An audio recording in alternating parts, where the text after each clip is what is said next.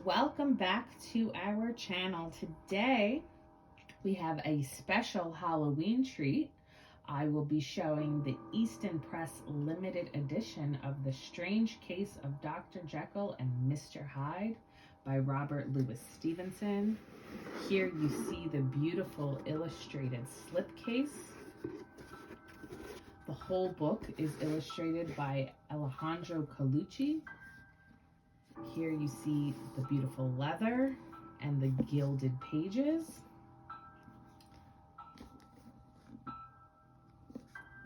It starts with some beautiful end pages, and then it is signed by the illustrator Alejandro Colucci. The paper is really thick stock and very well made. There's so many illustrations in this book, and we'll try to show you as much as possible. So I will take you through the book slowly. Of course, Robert Louis Stevenson is famous for Treasure Island and Kidnapped. I think every kid has been influenced by Treasure Island. Every pirate you see this Halloween trick-or-treating has been influenced by Robert Louis Stevenson. But today we will focus on the strange case of Dr. Jekyll and Mr. Hyde. A little background on Robert Louis Stevenson. He was a Scottish writer from the Victorian age. He felt that books and writing should transport readers away from themselves. He took issue with a tendency of realism in books to dwell on sordidness and ugliness. And he was really credited with liberating children's writing from the chains of Victorian didacticism. He wanted to transport children, to entertain children, not just always teach them a lesson. Stevenson was a celebrity in his own time. He was admired by some of the great writers of the Victorian age, including Arthur Conan Doyle, who of course wrote Sherlock Holmes, J.M. Barrie, who wrote Peter Pan. Louis Stevenson actually had a correspondence with J.M. Barrie, but they never met, but they did write to each other. Rudyard Kipling was a big fan of Robert Louis Stevenson, as well as Ernest Hemingway and Jack London. Stevenson is ranked the 26th most translated author in the world, ahead of Oscar Wilde and Edgar Allan Poe. While during his time, he was really renowned more for horror and children's writing, his writing was seen more as literature and on par with many of his counterparts in the late 20th century. Stevenson wanted to write his own epitaph on his grave, and on his grave it is written, "Under the wide and starry sky, dig the grave and let me lie. Glad did I live and gladly die, and I laid me down with a will. This be the verse you grave for me, here he lies where he longed to be. Home is the sailor home from sea, and the hunter home from the hill." Of course, there's lots of monuments to Stevenson all over the world. Near Edinburgh's Royal Mile, there's a whole room devoted to him in the Writers' Museum, which has possessions from his childhood to adulthood. There's a bronze relief memorial to Stevenson, also in the St. Giles Cathedral in Edinburgh, and a smaller relief in a collection closer to my home in New Jersey.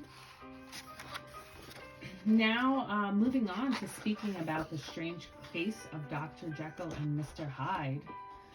The novella follows Gabriel John Utterson, a London legal practitioner who investigates a series of strange occurrences between his old friend, Dr. Henry Jekyll, and a murderous criminal named Edward Hyde.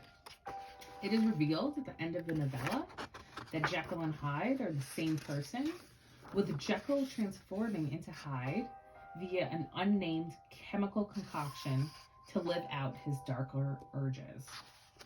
The Strange Case of Dr. Jekyll and Mr. Hyde is one of the most famous pieces of English literature, and is considered to be a defining book of the Gothic horror genre.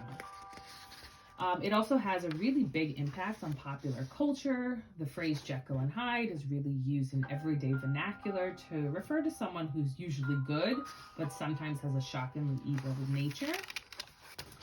There's many themes in this book. Of course, there's the theme of duality, good and evil, Freudian interpretation of the id and the ego, the id being really your basest urges of lust and gluttony and violence, while you have your ego as your societal standards, your manners, the way you need to be. There's also the interpretation of Freud with the unconscious and the conscious doing what you want to do as opposed to things that you bury deep into yourself. There's also a theme of the public and the private. Victorian era was very stodgy, very repressed, but of course they were still human and had all their base urges. So it was a speaking to the Victorian society. Themes of addiction, themes of mental illness, of split personality disorder. The book was initially sold as a paperback for 1 shilling in the UK. These books were called shilling shockers or penny dreadfuls. There are stage versions of the story.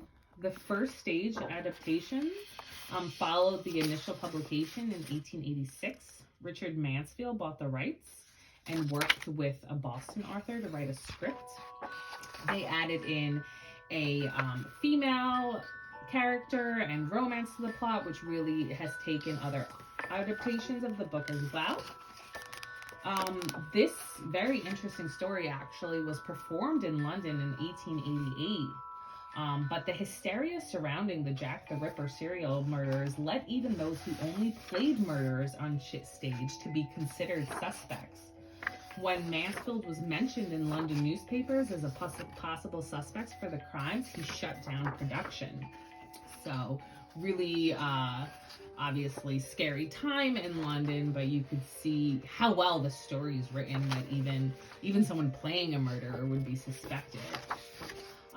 There's so many other really, really great monuments and things based on Jekyll and Hyde. In Manhattan, there's a restaurant. It's a little touristy, it's a little kitschy, but it is fun, with scary theme and actors around with Dr. Jekyll and Mr. Hyde.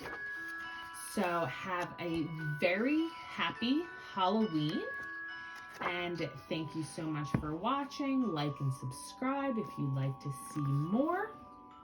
And here is The Strange Case of Dr. Jekyll and Mr. Hyde.